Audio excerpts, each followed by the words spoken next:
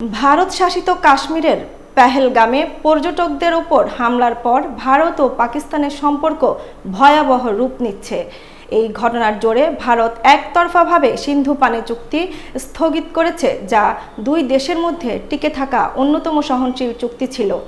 ভারতের এই সিদ্ধান্তকে যুদ্ধ ঘোষণার শামিল বলে উল্লেখ করেছে পাকিস্তান। দেশটির জাতীয় নিরাপত্তা পরিষদ জানিয়েছে, পানি হচ্ছে তাদের জীবনরেখা।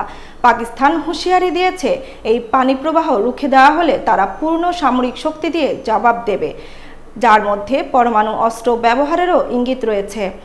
বিশ্লেষকরা বলছেন, পাকিস্তানের জাতীয় স্বার্থে পানি এখন সবচেয়ে অগ্রাধিকারপ্রাপ্ত বিষয় এবং ভারত যদি বাঁধ নির্মাণের মতো উদ্যোগ নেয় তাহলে পাকিস্তান সামরিক পদক্ষেপ নিতে পারে। 1960 সালে বিশ্বব্যাংকের মধ্যস্থতায় স্বাক্ষরিত এই চুক্তি অনুযায়ী পাকিস্তান সিন্ধু নদীর উপর 1960 সালে বিশ্বব্যাংকের মধ্যস্থতায় স্বাক্ষরিত এই চুক্তি অনুযায়ী পাকিস্তান সিন্ধু নদীর উপর নির্ভরশীল।